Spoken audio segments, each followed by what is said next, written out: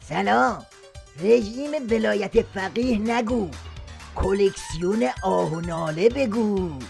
دست به هر جای جسم ناقص عظما بزنی صدای گریه و زاری بلنده. حالا داستان چیه؟ جوابو از زبون دایناسور امامدار ولایت تو نمایش جمعه بشنویم.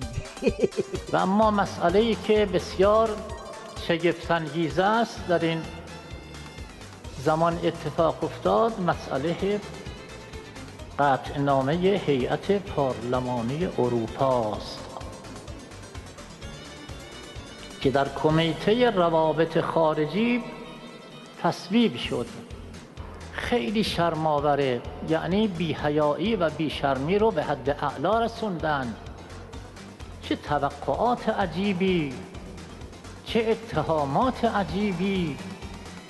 در ایران حقوق بشر مراعات نمیشه؟ کی گفته نمیشه؟ خیلی هم میشه، تازه اضافه حقوقم میدن. مردی که یه تاریخ در رفته، اگه بلد نیستی فضاحت رو جمع جور کنی بی خود میکنی میای نمایش جمعه. بابا سیدعلی تو رو فرستاده که بسیجی ها رو حال بیاری، نه اینکه با این سوالا بدتر گیجشون کنی.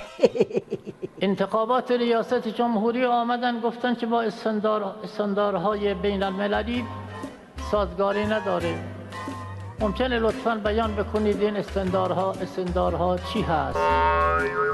کدومه که حالا ایران تخلف کرده؟ زورگویی کمتر بکنید.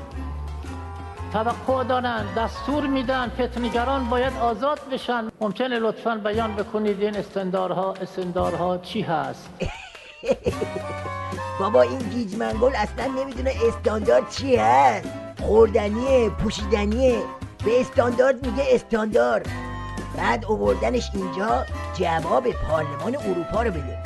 استاندارد رو ول کن. شما کی به استانداردهای دنیا وفادار بودید که حالا باشید؟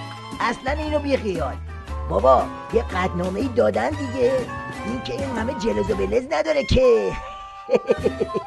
با کمال پررویی دستور میدن احمد شهید باید این عنصر ضد ایرانی که بلندگوی استکبار هست باید بهش اجازه بدید که وارد ایران بشه و فتنه بکنه. آها، پس این قصه سر دراز داره. داستان پس کردنی های زنجیره‌ای به سیدعلیه. یعنی قضیه احمد شهید و قطعنامه و ابوطالبی و یمن و خلاصه همه بدبختی ها افتاده رو هم، نه؟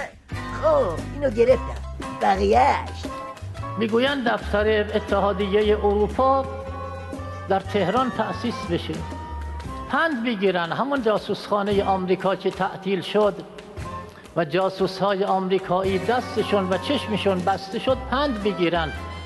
دیگه این مردم اجازه نمیدن یه جاسوسخانه دیگری در ایران به وجود بیاد. اینم از آخر عاقبت شیلنگ تخته‌های اعتدالگرایانه شیخ فری. داغ تأسیس دفتر اتحادیه اروپا رو هم به دل شیخ فری و رفقای مماشاتچیش گذاشت. همینه دیگه، وقتی زهر و نفت تو معده مماشاتگرا قاطی بشه همین میشه. کار میکشه به رودل و بقیهشو بکن روتون گلان.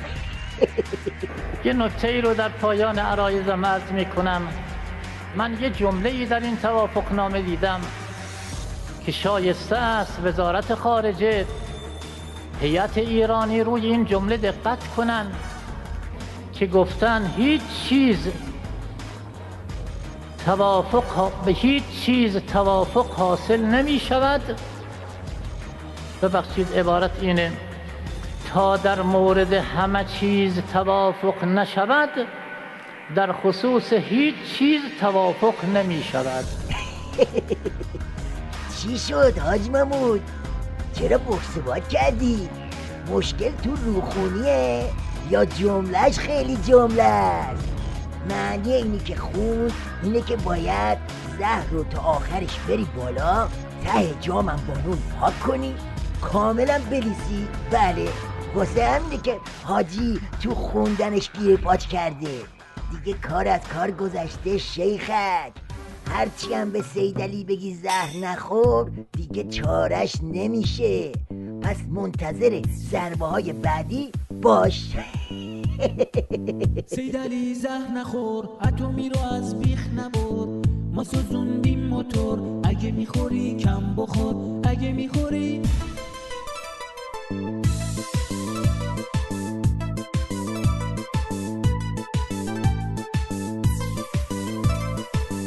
اگه کوسه تو رو تنها ببینه، ریشتو تک به تک از ته میچینه. اونی که زهر بنوشه زود میمیره. یارو کوسه میخواد جا تو بگیره. سیدعلی زهر نخور، اتمی رو از بیخ نبر. ما سوزوندیم موتور، اگه میخوری کم بخور. اگه میخوری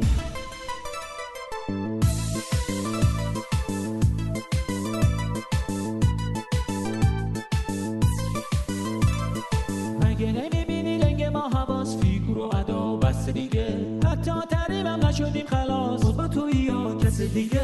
مشکل ما بریدگیه. شیر ریزشو باز نکن، حالا که تلسمت خاک شیر شده. فکر یه خاک انداز بکن.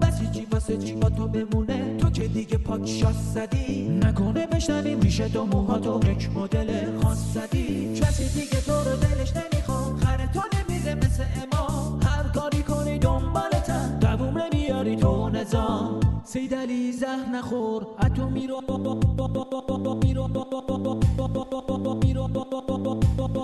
اگه میخوری کم بخور.